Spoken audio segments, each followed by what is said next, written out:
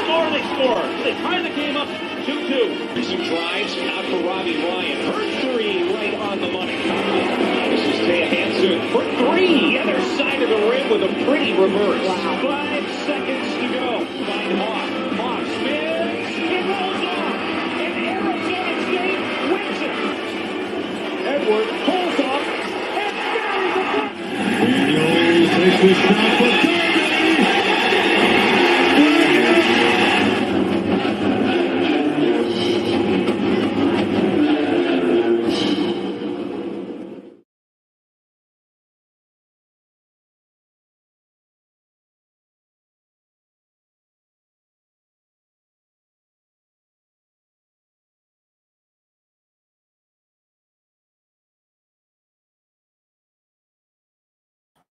What is up, Sun Devil Nation? Welcome into Pitchfork Lunch. Yes, I am Michael Caratinito at Diablo00 is where you can find me on Twitter and see the show. Also, again, Facebook, live on YouTube as well. Again, subscribe to the YouTube channel.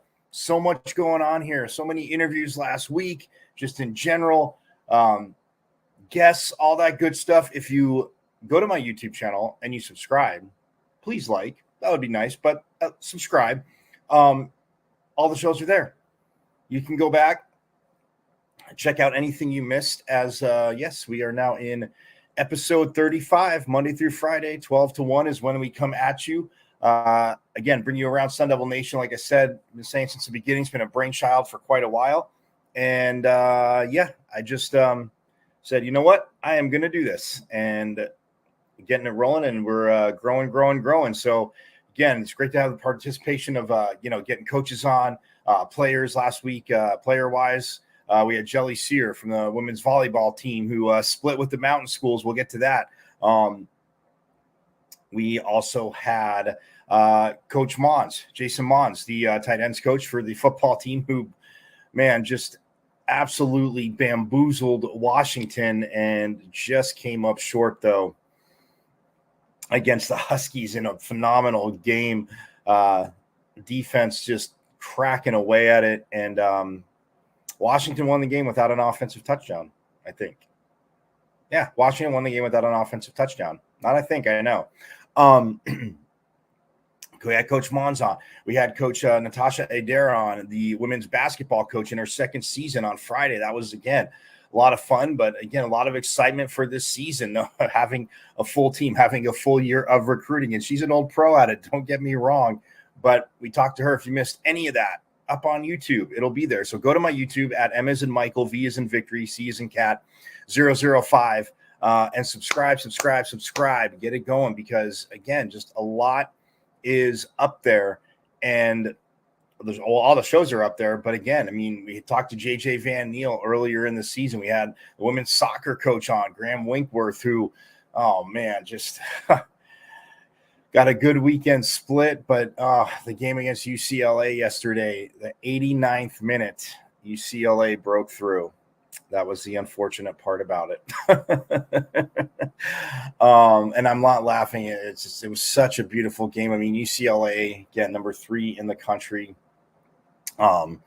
And yeah, they went toe to toe. This was a heavyweight fight. I mean, teams like that, you're going to play in the tournament. I mean, obviously Stanford, there was a 2-1 loss.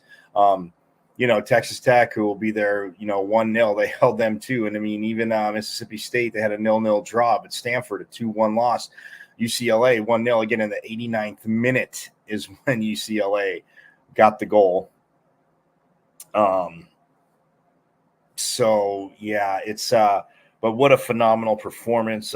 Tough injury to Liske Carlier went down in the first half, and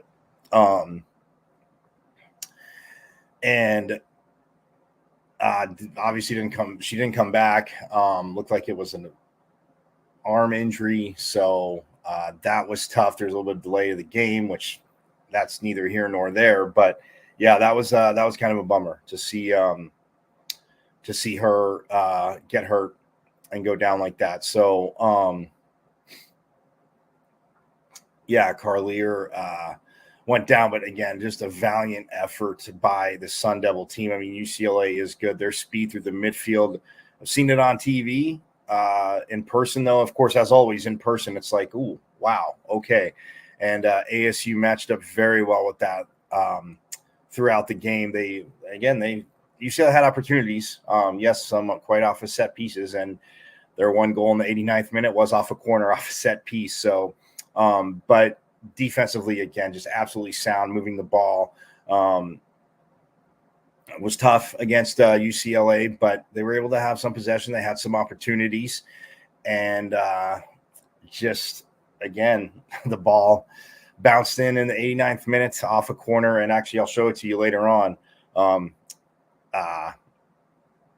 when we get to it. But yeah, phenomenal weekend for soccer. They did get the win against USC, which was huge, and then the 1-0 loss to UCLA, which is tough. But again, going toe to toe, if you watch that, looking at rankings, you look at quality of game, shouldn't affect ASU too much. Now they head to the Mountain Schools this weekend as the women's soccer team, as they will take on Colorado and Utah. Pardon me, Utah and Colorado. I think they have Utah first. I want to say, but we'll get to that. Volleyball split with the Mountain Schools, and they took out Utah on Friday. And then yesterday, Colorado. I mean, there was a bonus volleyball in all sets. It was a very contested match. But the Buffaloes,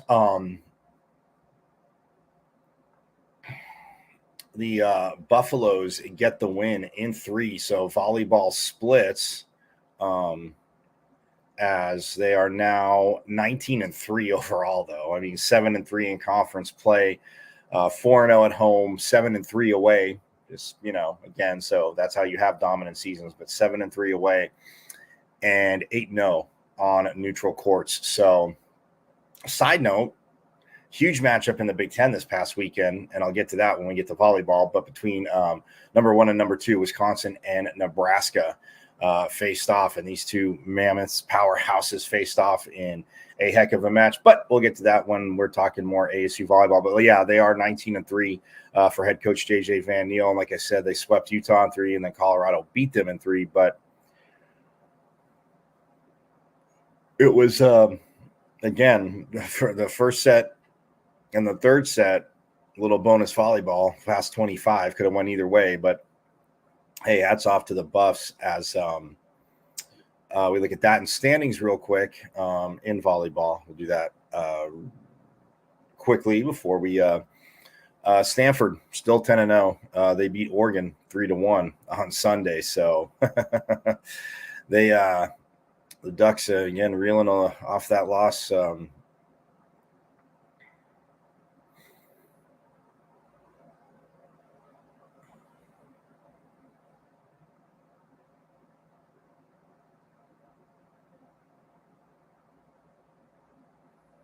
So, but Oregon did manage to beat Cal. I want to say they beat Cal, but nonetheless, let's just get to the standings in the conference. So Stanford still undefeated, conference play 10-0. Washington State is 8-2. ASU, Oregon, USC are all 7-3. Again, just right there. And then you have Washington, Colorado, and Utah all at 4-6. Cal and UCLA at 3-7, Oregon State at 2-8, and Arizona at 1-9.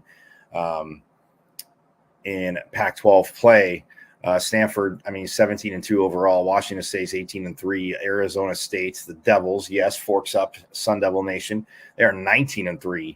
Then you got Oregon at 17-4. USC at 13-7. The Huskies at 13-8. Colorado at 12-9. Utah at 9-11. And then Cal at 14-7, UCLA at 11-9, Oregon State at 7-13, and then Arizona at 6-15 overall. So, but yeah, for the Sun Devils, Coach JJ Van Niel has them rolling. And up next, guys, this is huge. This is huge. Hear me on this. This is very huge. They have the Bay Area schools coming to town, and they will play Cal first and then Stanford. So we need to get out there and we need to be loud. Let's see. So Cal on Friday at 6, and then Stanford Sunday at noon.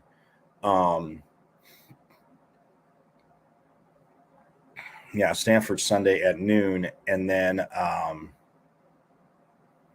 so yes, that will be huge because obviously Stanford will be down in Tucson on Friday taking on U of A. And then coming up to Tempe on Sunday to take on the Devils, Sun Devil Nation. Come on, they've been gone for 2 weekends now. Let's get out there. Let's get a little bit loud. And the Friday game is at Desert Financial, by the way, and against Cal, and that's at 6 p.m. And then the Sunday game is at noon, but that's at Mullet Arena. So again, let's get packing it even more at Mullet, and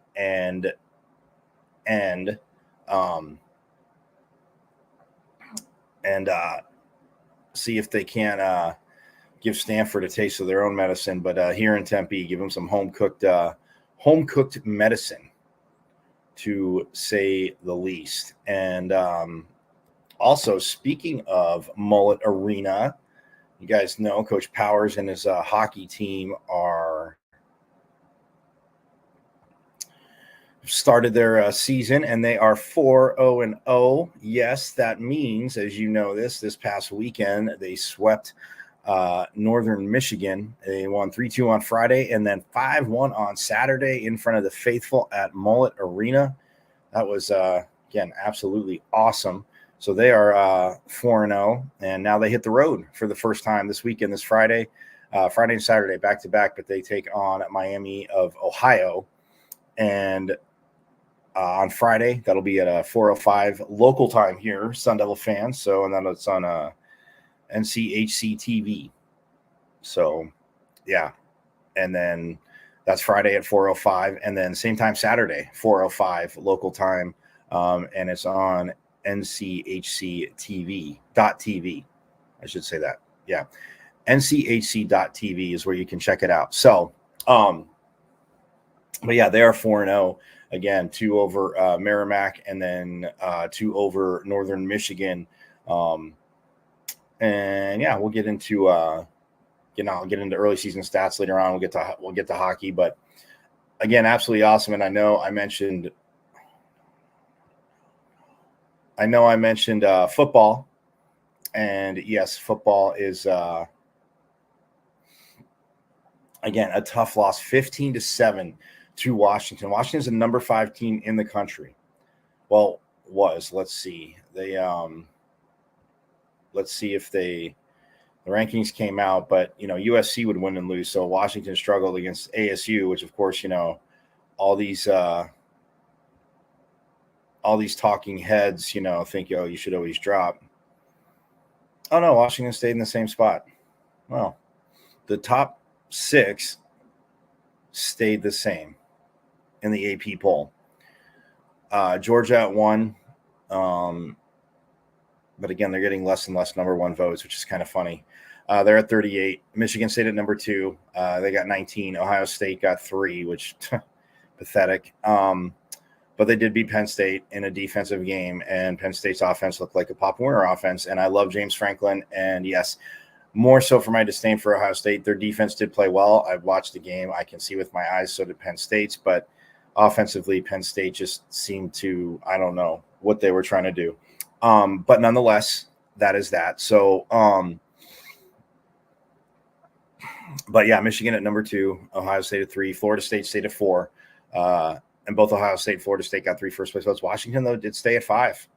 Oklahoma State at 6. Texas went up 1 spot to 7 with their win over, SMU?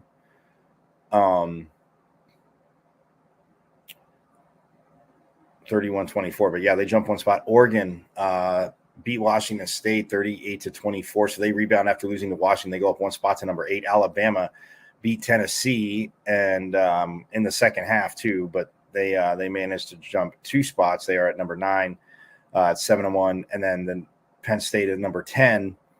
They dropped 3 spots after losing to Ohio State, but then Oregon State went up 1 spot. They are at 11. So we have Washington, Oregon, and Oregon State all right there. And then so Oregon State's at 11, and then UCLA is at 23. USC with their loss. Wait, where's Utah? Oh, sorry. So Oregon State's at 11. I said that right. Yes. And then Utah went up one spot. They're at 13.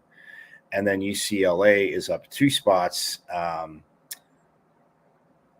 after their win, and they're at 23. And then SC dropped another 6 spots, back-to-back losses, but Utah beats them in the Coliseum and for the 3rd straight time. Yes, last year in Utah in the Pac-12 championship, and now in the Coliseum. That's 3 in a row for the Utes. The SC dropped 6 spots, and they are at number 24. So yeah, for the Pac-12, again, Washington at 5, Oregon at 8, Oregon State at 11, Utah at 13, UCLA at 23, USC at 24. So looking good for the Pac-12-ish, but yeah, for ASU, I digress back to that. But those are the competition ASU had, and ASU just went toe-to-toe with the team that stayed number 5 in the country, guys.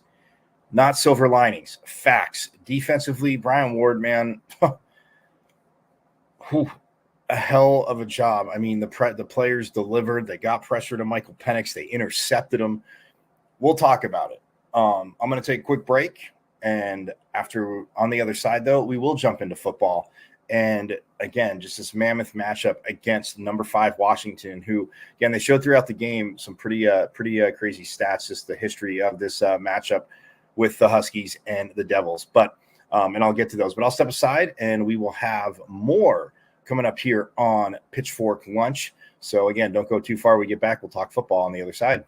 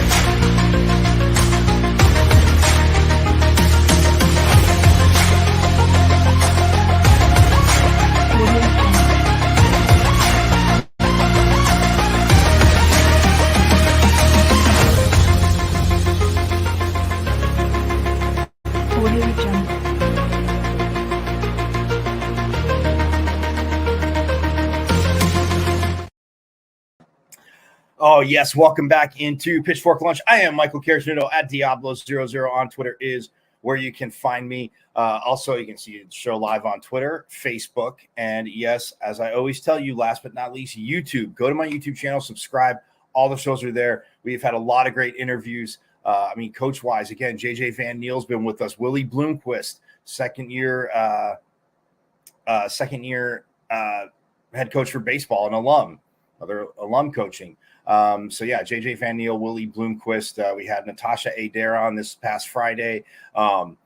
We've had Graham Winkworth, the women's soccer coach, on. That the ladies are just rocking it. It was senior day yesterday too. I forgot to mention at the beginning, but yeah, all these interviews are there. Jason Mons, tight ends coach for the football team, joined us. And then player-wise, we've talked to Roberta Habello, Mary Schroll, and Jelly Sear from volleyball. From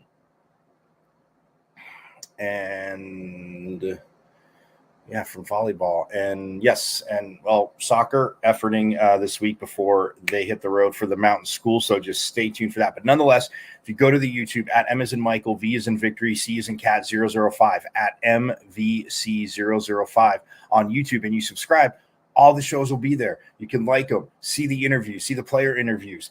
We've had great guests on as well, too. So, again, it's just going. I mean, Tim Healy, the voice of the Sun Devils, all the years he's been doing it, the phenomenal stories we had with phenomenal time I had with Tim.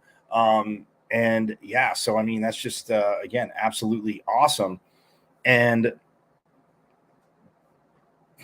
I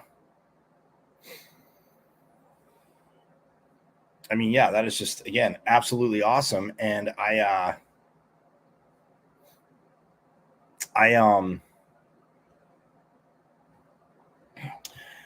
have that all for you there. Pardon me. So yeah, but again, just a guest we've had, and the more we're gonna have. So subscribe to the YouTube at M as in Michael, V as in Victory, C as in Cat at MVC005 on YouTube. Subscribe. Any issues? Again, you got my Twitter at Diablo00. Hit me up with a message, and I will send you the link. So, but yes, let's get into football. As man, what a 15-7. I mean, was the final score to this game. 15-7. Let's let that sink in. Let's let that sink in, Sun Devil Nation, because yes, that was the number 5 team in the country. And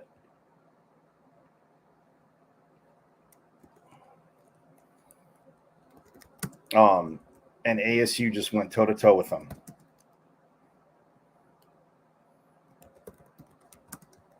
And on the road, not in Tempe this time, because I talked about last week how Washington struggles in Tempe. It's been well noted.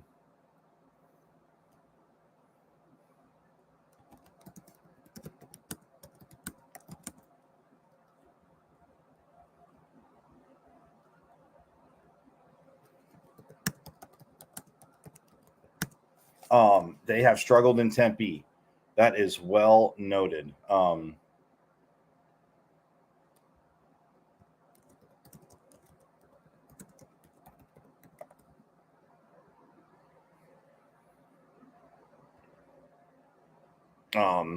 Yeah, that is well noted. And Washington has struggled here in Tempe, pardon me.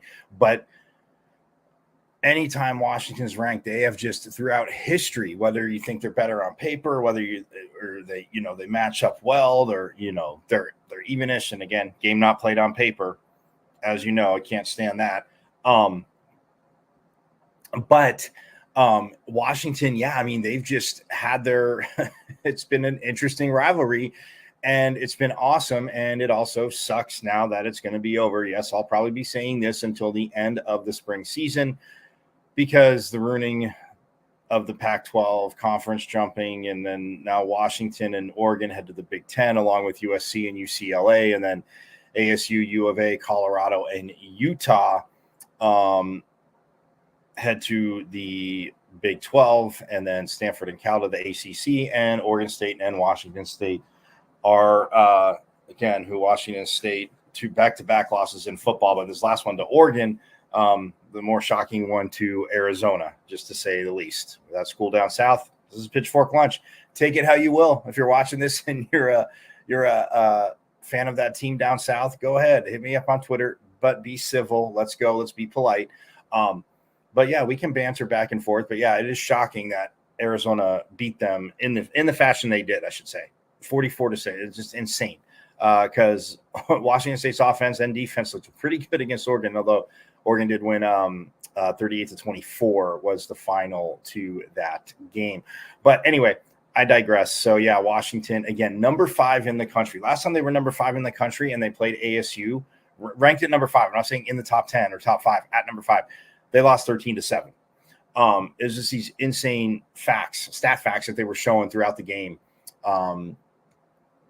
Saturday night. And this defense, let's start there. They just absolutely balled out. I mean, look, Michael Penix Jr. threw it 42 times. Last year, he dropped back, I think, 53 or 54, I said. Michael Penix Jr. did not throw a touchdown, guys. Yes, there was a dramatic pause there. Let that sink in.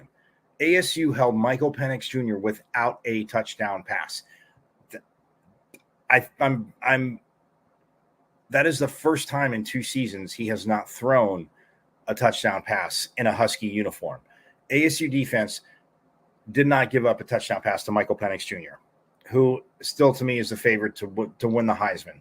Like, ASU didn't do that. And not because just you should win the Heisman. Oh, ASU didn't win the Heisman. No, it's a body of work. Michael Penix Jr. has separated himself from the field.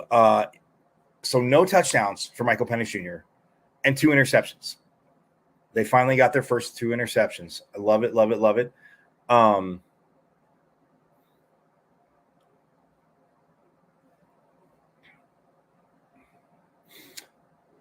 Ro Torrance and Shamari Simmons. And it's so funny because I want to say that I'd have to go back through the practice interviews, but I want to say it was either one of the defenders went with Shamari that I talked to, one of his defensive teammates. And I don't remember if it was BJ Green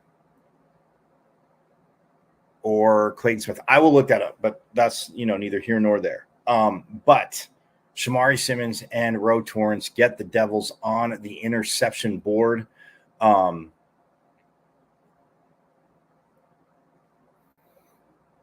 And ASU also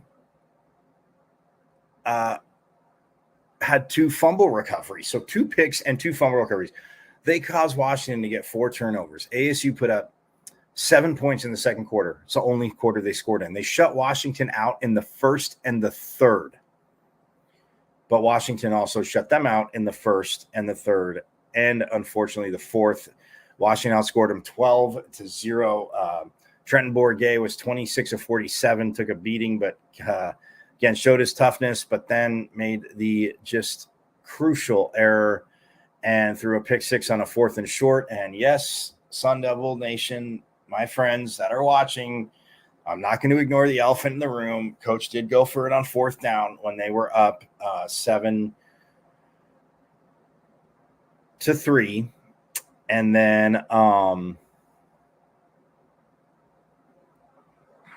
then could have kicked a field goal, would have been a touchdown, different game. And it was on the 10-yard line.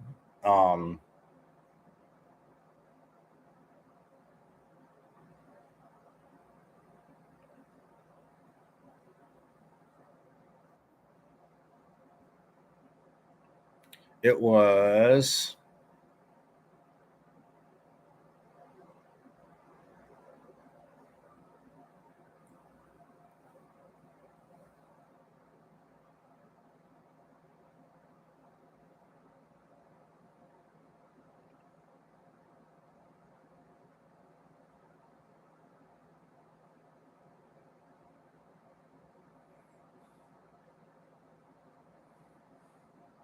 It was at the 12-yard line, so it would have been a 30-yard field goal. It was 4th and 3 at the 12. Sorry, I thought it was 4th and 3 at the 20 at first, but it was 4th and 3 at the 12. 30-yard field goal. And look, I've said it on the show. Coach Dillingham, yes, knows what he's doing. You're on the road, so I can understand going for a 4th and 3, chewing up more clock than you get it.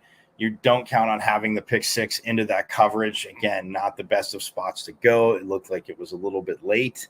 So yes, for all of you Sun Devil Nation that live and breathe this and bleed it with me, I look, I got your messages. I get it. I understand.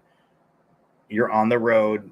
Take the points, even if they do march down and score, which they struggle to get your defense. Do you think you can really hold Michael Penix without a touchdown for a full 60 minutes if you kick that field goal, kickoff, let your defense do what they've been doing? Because look, Deshaun Mallory, BJ Green, Prince Dorba, Clayton Smith, while he was in there, because unfortunately got another targeting call, and this one a lot. Yeah, I mean, it was pretty apparent, more so than when he got tossed out of the Oklahoma State game. I think he went out early, and I thought his face mask was up the whole time, but it's the launching thing. It's the full act of it. So yes, if your helmet goes down, you're pretty much guaranteed targeting, but with your face mask up. But if you launch into a player, so that's the thing. but Clayton Smith, the way he was playing. But yeah, I mean, Deshaun Mallory had some knockdowns, and BJ Green was doing his thing. Prince Dorba, just that whole defensive line, that rotation. I mean, phenomenal job. And then again, Ro Torrance, Shamari Simmons get the interceptions, and then 2 more turnovers. I mean, this is the biggest beating. This is crazy because it sounds contradictory. This is the biggest whooping that Washington has taken all year, but came out with a win. I got to think Kalen DeBoer went back to his after he talked to his players, went and sat down in his office and was saying, to this point, and go ahead, call me a homer. You have my Twitter. I'm not hard to find. Like my boy Eric Wilson always says, I am not a hard person to find. You have my Twitter. That was easily the best defensive performance and to this point of the season, the best defense that Washington has faced, hands down. So me and my boy Paul, he owes more of an apology, saying he can't see wins because, the whole eating crow thing. He said he didn't see too many more wins. And I said, yeah, it's going to be tough. This defense will keep them in every game. Yes, they might be 1-6 now. They are 1-6. 1-6, yeah. And still looking for that first conference win, which Washington State's coming to Tempe this week, the way they've been playing. Who knows? Who knows? But yeah, Washington is up top of the conference at 4-0. USC's 4-1, Oregon State 3-1, Oregon 3-1, Utah. Oh, okay. So yeah, Washington. Let's do this again real quick. Conference standings: Washington 4-0, USC 4-1, Oregon State, Oregon, and Utah are all 3-1. UCLA and Arizona are 2-2. Colorado, Washington State, and Cal are 1-3. Stanford is 1-4, and ASU is 0-4. But yes, that is where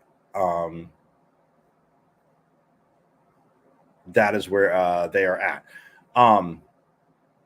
But yeah, I mean, Kalen DeBoer sitting down saying this is the best defense that we have played to this point of this season.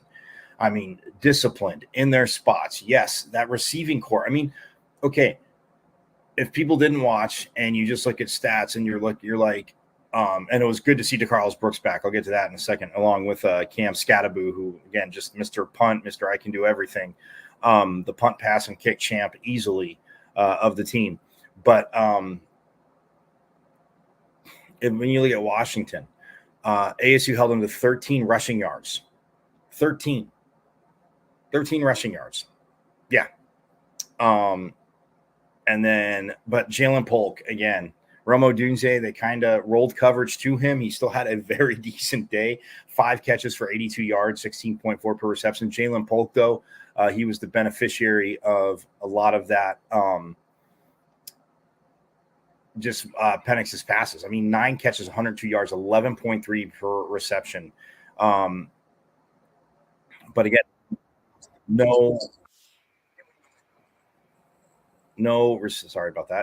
receiving touchdowns for Washington. Michael Penix didn't throw them. But yeah, when you're Polk, I mean, 9 for 102, you'll take that. 5 for 102 or 5 for 82 from Odunze. Yeah, I mean, it's, even Jack Westover had 3 for 34, just like Polk, he averaged 11.3 per catch. So you have 3 guys averaging over a first down per catch. And yeah, he did pass for 275, which again, not bad, you'd think, but for Washington. But you look at the ASU sacks, they didn't have a sack. They had 5 tackles for losses. I mean, it is tough to get to Penn. He does get the ball out quick. There were some hits. Caleb McCullough, again, a solid job. He's just grown a lot. I mean, Coach Cooper's talked about that, but led the team with 8 tackles. Ed Woods got him back in the end, and that's in one half because he had a targeting call in their last game before the bye in Colorado, so he had to miss the first half. Ed Woods had 6 tackles. Jordan Clark, good to see him out there. Obviously, he's been dealing with being a little banged up. He had 5. Alfonso Taylor looked good, also had 5. Ro Torrance had 3. Demetrius Ford had 2. But yeah, I mean, they had 5 tackles for losses, in which McCullough had 1.5. Woods had 1. Deshaun Mallory, like I said, had a sick game. He had 1, and Elijah O'Neal had 1, and then Tate Romney had 0.5. So, yeah, I mean, a defensive effort, you couldn't ask for anything more. I mean, offensively, too, look, I mean, Trenton Bourguet threw for more yards than Michael Penix. It was 26 of 47. Oh, no, he didn't. I'm sorry. I thought it was 296. He did not throw for more yards. He was 26 47, 196 yards, no touchdowns, 1 interception. DeCarlos Brooks, 10 carries, 63 yards. Man, he looking very healthy. Believe me, that is an awesome sign to see. 10 carries for 63 yards, 6.3 a carry, obviously. Scattaboo, 11 carries for 51 yards, 1 touchdown for Scattaboo. ASU's only touchdown. He averaged 4.6 per carry. Then you look at receiving. I mean, Badger targeting him a lot. I mean, and he's got to feel sick too, because if he stays on his feet, Bourguet hit him on a deep ball. He had 8 catches for 53 yards. His long was 34, but on that 34-yarder, he just he stretched out. He stumbled a little bit and went down, and that's one thing I can't stand. And not because it happened to ASU. Even when I see it in other college games, in the NFL, if a guy dives and doesn't get touched, he's not down. The defense should not get rewarded for an offensive player making a great play. As much as I think the rules are too much for the offense, that is ridiculous in college football. It is 2023, and it's not just because it happened to ASU. I see it in so many games. I'm like, oh my gosh, that guy could have just got up and could have popped up and darted into the end zone. You should not be punished for making a good play or for catching the ball. And if it's in front of you, whatever, stumbling out. If somebody doesn't touch you, if you're not giving yourself up, which they're not, that would have been a touchdown to Badger. So, but again, 8 for 50. Conyers had 3 catches for 41 yards. Melquan Stovall, 3 for 32. Bryce Pierre, contributing 4 for 29. Scattaboo had 3 for 25 as well. Xavier Guillory had 3 catches, but for 4 yards. They were trying to get him going on those bubbles with his speed, but Washington's defense, and they were up to the task too. They only gave up 7 points, but still. But offensively, yeah, I mean, it was, ASU rushed for 145 yards. They threw for 196. Washington rushed for 13. You held somebody to 13 yards rushing. I don't care in a pass-happy age. You held somebody to 13 yards rushing, and guess what? You definitely put them one-dimensional and feel very confident, even though that one dimension is Michael Penix Jr. slinging the ball around. You feel very confident that you can get this that you should be winning the game. So, I mean, look, they went toe-to-toe with number 5. Again, have more on it this week, but as we get ready for Washington State, but we'll wrap it up. But yeah, I mean, just overall like that. And look, I told you I'd address it. So if those of you on Twitter that are kind of getting at me now, yes, I understand. It's a 30-yard field goal. There was one that was blocked. That was from distance. And again, it came out low and it got blocked. And then there was one that Longhetto hit. Looked like there was a gust from the football gods up there in Seattle, because it looked like it was going in, and then it hit the post, the right post, and it looked like it might go through, but it went down. It went sideways, but it came down obviously in front of the crossbar, not behind it. So that was off that, and Longhetto, who had hit his extra point, but yeah, one blocked, one missed. Going for it on 4th and 3. I get it. Put yourself up by a touchdown, because that pick 6. I mean, the defense. I mean, it literally in one play, ASU had 3.5 quarters of defensive momentum just built up, just frustration you could see from. I mean, not on their faces, but you could tell. Like, I mean, their plays just are not going the way that they normally do for this Washington team, and that pick 6 return. Just the defense with confidence, and then ASU, got the ball back, had a chance. I mean, they were driving, and after because they went, because the score. Hold on.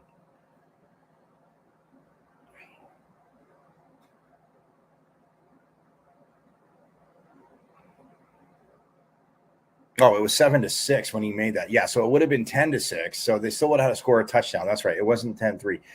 It was 7-6 because Washington had kicked a field goal earlier in the 4th to get to within 1. So it was 7-6. Had they kicked, it would have been 10-6. But again, they go for 2. They don't get it.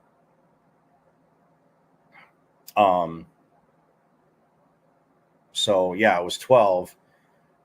Oh, they kicked 2 field goals. Yeah, and they added a field goal before ASU got the ball back. ASU had stopped them, and then it was 15. So, yes, it was 2 field goals and a touchdown, but no extra point because I went for the 2-point conversion, Washington, and didn't get it. So, yes, sorry. But nonetheless, look, I mean, I got the messages. Pitchfork Lunch fans, I got the messages. I understand. Take the field goal. Your defense has been dominating. Don't let the crowd just blow up, and the defense just from all that first 3 quarters, even though again they only have 7 points themselves, so it's not like they're feeling bad about themselves, but that crowd went nuts, got back into it, and then ASU just could not get that one more score. So but yeah, I mean, you went toe-to-toe with number 5, and our defense can go toe-to-toe with any team in the nation, and I'm not exaggerating. Coach Ward, the way he prepares them, the way they scheme, the way they see what the strengths are. Michael Penix Jr. didn't throw a touchdown, and he should be the Heisman Trophy winner this year because to this point, I'm sorry, like Caleb Williams, yes, he's had a solid year, but he threw 3 picks against Notre Dame. They lost 2 in a row now. Bo Nix, I mean, they lost to Washington head-to-head, so that could weigh in it. I mean, he's close there. But to me, Michael Penix Jr. is still the favorite to win it because he still led the drive, again, down the field to get the field goal to make it an 8-point game. Inevitably too, but yeah, ASU went toe-to-toe with number 5 fans. So the defensively, they can go toe-to-toe with anybody in the country. That defense they play like that. They play hard. I mean, that energy, but what they're doing, like for Coach Ward, and again, that defensive staff. I'm saying it right here. I'm not a hard man to find, and it's not just about paper stats. Watch the games. The eye test will tell you a lot. So we're gonna step aside when we get back. We're gonna jump into volleyball and soccer here on Pitchfork Lunch. Good weekends very solid weekends for both. Of course, yes, I know, Sun Devil Nation, I'm selfish. I would love to get the sweeps in both. But again, splits for both and still looking very good as the postseason creeps forward. So we'll step aside and talk volleyball and soccer on the other side here on Pitchfork Lunch.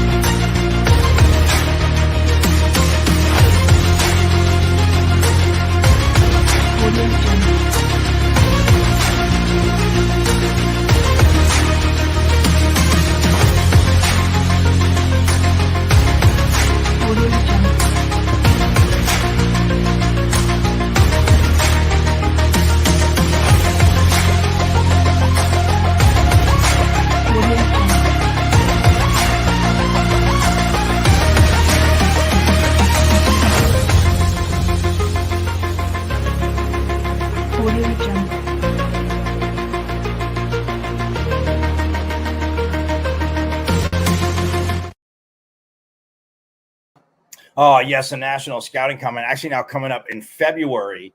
Again, for players, I know you see football, but again, for all athletes, again, the national scouting combine coming up in February. I want to say I'll get the dates, but it's moved from January to February. So that much I do know. Yes, but National Scouting Combine is awesome for all athletes. Anyway, we are back here on Pitchfork Lunch. Yes, you know who I am, Michael Carrasnudo. At Diablo00 on Twitter is where you can find me. Look, it was an awesome weekend for volleyball and soccer. And I'm going to start with soccer because, I mean, they took on USC.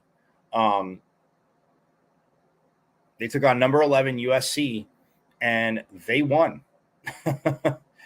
1-0 on Thursday night. I talked about it a little bit on Friday real quick. It was Hannah LaPierre who got her first goal. Carrie Matthews on the assist. Beautiful service. And Emily Simpson also on the assist. But Carrie Matthews, when she got her beautiful service, and it froze the goalie just enough from USC, Hannah Dickinson. And it froze Dickinson just enough, and LaPierre again literally just guided it into the net, but just a beautiful service. So that was the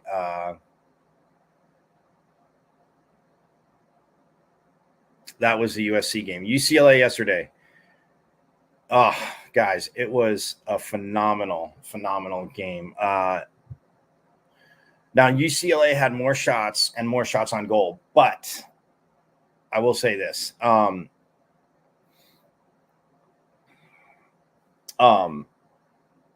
This defense, ASU, first of all, UCLA speed, I talked about it on the top of the show. UCLA speed, absolutely ridiculous. Through the midfield, I mean, outside, but just their speed is something, and not that ASU has speed as well, too. I'm just saying, like, as a group coming up, defensively, as they're working it through midfield, again, their speed, you have to be aware of, but you can't keep them on side, which ASU in the first half almost gave up a goal, but yeah, she was the flag went up. I mean, she was off by about, I want to say like 3 to 4 yards. I mean, by like an eternity, almost 5 yards, almost like an eternity. From where I was saying, I mean, it could have been maybe 3, but because I was at an angle, so it could have been 3 or 4, but still it was off. And there was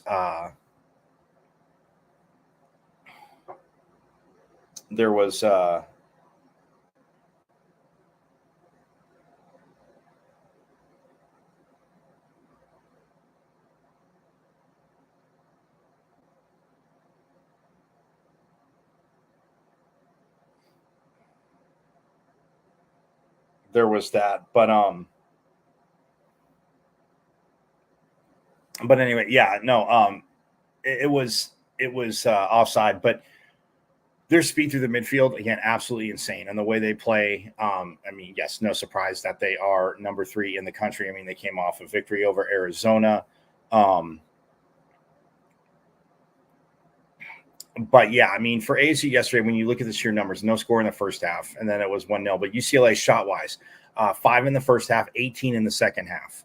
ASU 3 in the first half, 2 in the second half. So UCLA had 23 shots, but only 11 on goal. ASU had 5 shots and 3 were on goal. So again, not the, like, obviously Coach Winkworth talked about it. You'd like to see more shots, but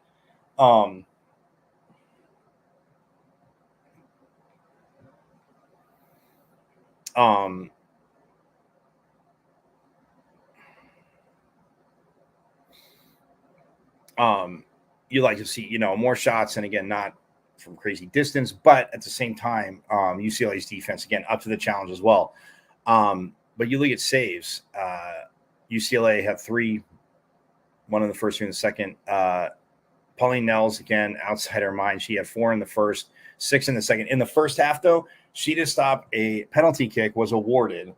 And look, I know I'm looking at you guys. You say I'm a homer. Having played this game, I know I always complain about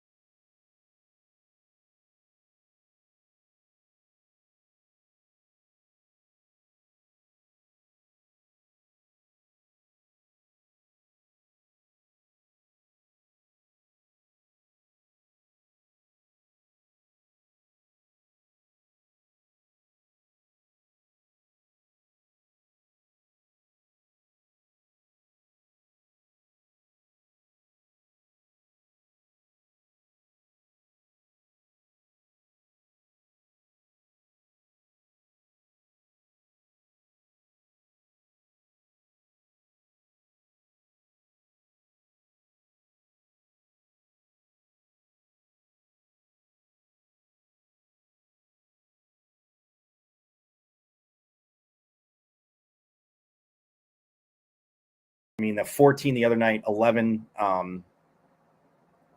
yesterday, or 14 on Thursday, 11 yesterday. Again, just a lot of corners to defend. And then ASU had 4 corners. UCLA 7 fouls, ASU 5 fouls. Again, good game. I mean, the speed you could tell was on the field. Fast was there.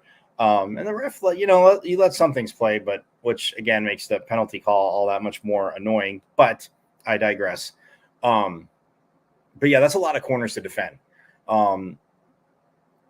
And Riley Turner got the goal. Allie Lemons was taking the corner. But Riley Turner got the goal, and I can actually show it to you. So again, without further ado, here is UCLA's again goal in the 89th minute.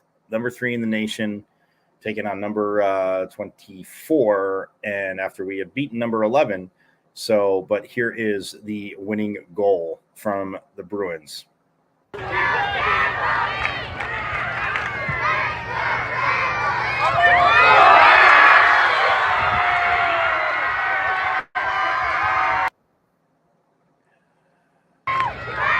I'm going to show it twice because fire the cameraman.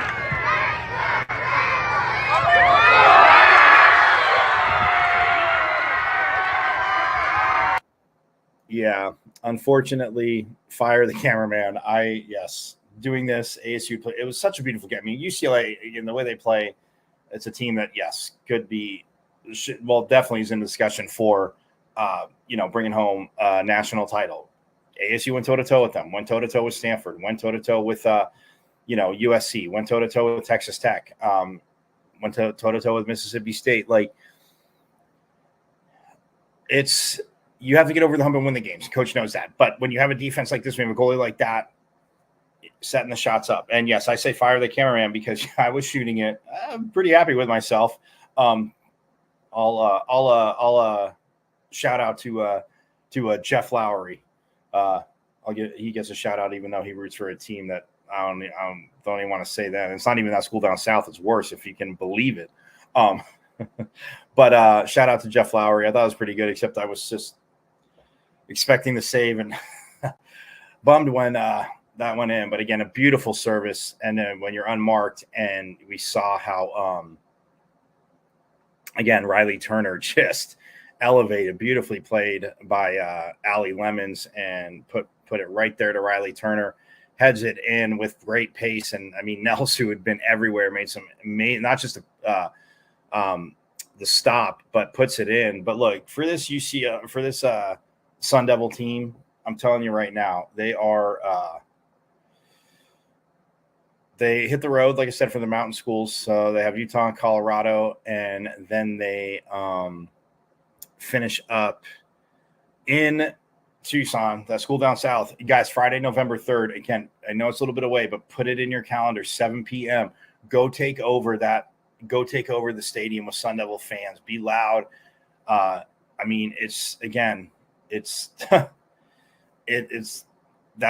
their last game of the regular season, but it's a team that should be headed to the tournament, should hopefully get to host a first round game. Again, got to take care of business. You don't beat Utah. I'm just saying right now, season ended right now, I feel they would be hosting. You said it was number 2, not number 3. My apologies, Bruins fans, even though I didn't want to lose to you. They just lost to the number 2 team in the country 1-0 in the 89th minute, where you saw that goal. But they beat number 11. So, yeah. But, yeah, Utah, Colorado, Thursday, Sunday, and then U of A next Friday in Tucson. Guys, 7 p.m. Put it on your calendars. I'll remind you this weekend, next week. Don't worry about it. I got you covered. Yes, and volleyball. We are going to shift to volleyball as the Lady Devils, again, 19-3. Yes, 7-3 in the pack.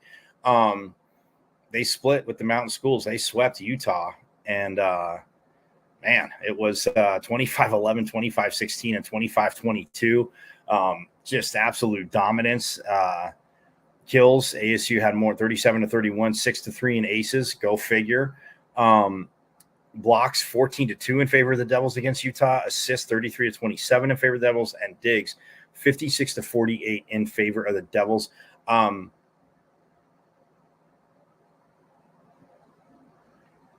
Kills, Marta Levinska, again, 14. Jelly Sear, again, comes on the show second. Well, she had 8 kills. Claire Jeter had another 6. Aces, Mary Schroll and Marta Levinska, who are still tied with the ace well, after that game, we're tied with the lead in aces for the team. They both had 2. Shannon Shields had 1 blocks. Claire Teeter had 7. Maddie McLaughlin had 6. Marta Levinska with 4 assists. Shannon Shields with 29. Mary Schroll with 2. Marta Levinska had 1. And then Diggs. Schroll had 18. Shields had 14. And Levinska, again, every category, 6 rotation player. Yeah, she's going to be dominant on the national scene. But, hey, this could definitely help advance the Sun Devils in the playoffs. But, yeah, I mean, just solid performance against Utah. But then Colorado happened. And this, again, was a 3-set match, but Colorado won in 3. And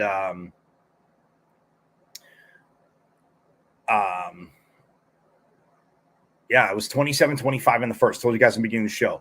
So bonus volleyball up to 25, got to win by 2, but Colorado wins 27-25. Colorado controlled the second. They won 25-18. But then the third, a little more bonus volleyball. They had to take it 26-24. So, yeah, I mean, Colorado just takes it in 3 yesterday. And, man, it was, you look at the kills, 42-39 in favor of CU.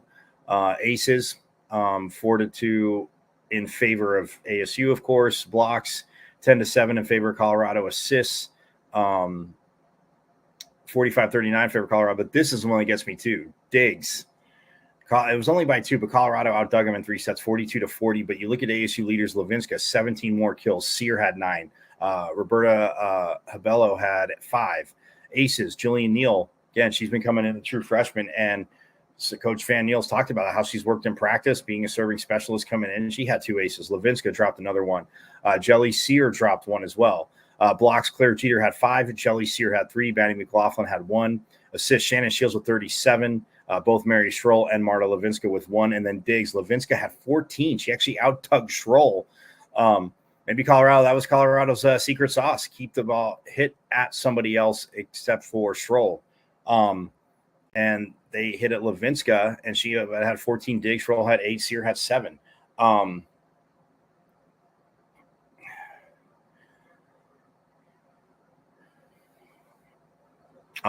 So, I mean, but look, Colorado, I mean, Lexi Hadrich had 16 kills. Maya Tabaron had 7, and Lily Dwinell had 5. I mean, aces, look, they only had 2. Again, you're not going to ace this team. The serve receive on this team is so good. But, yeah, Colorado, I mean, man, they just, again, had the answer. They were able to answer the puzzle, but we know they'll shake it off. Short-term memory, like I said. And now, kids, the Bay Area schools are here. We got to get, I mean, Cal, they did beat Cal in 5 last time at Berkeley after falling to Stanford in 3. But look, they have Cal first this Friday, 6 p.m. Guys, get on out to DFA, Desert Financial Arena. That's where that game will be. And then on Sunday, the 29th,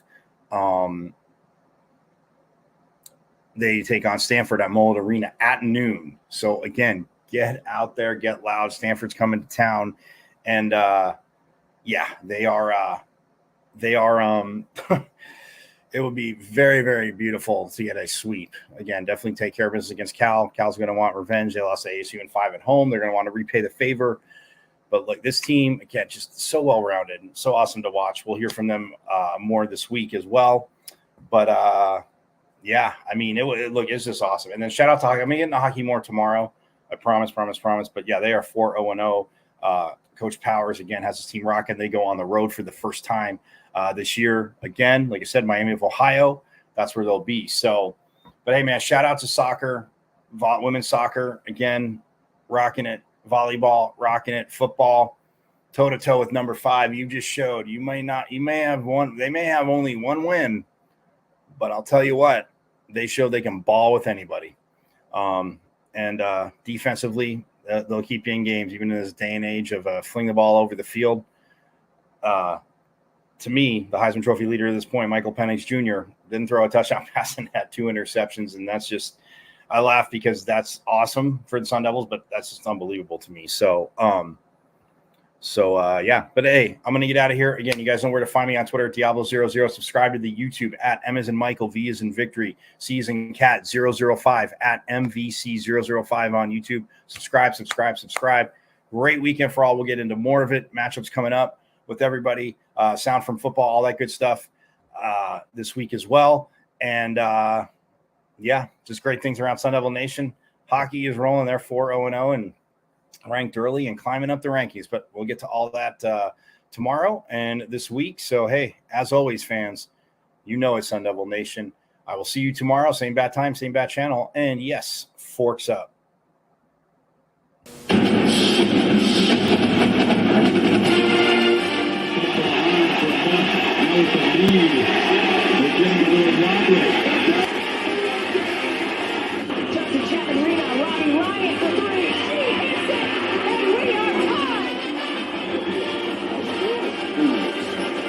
Cherry's three.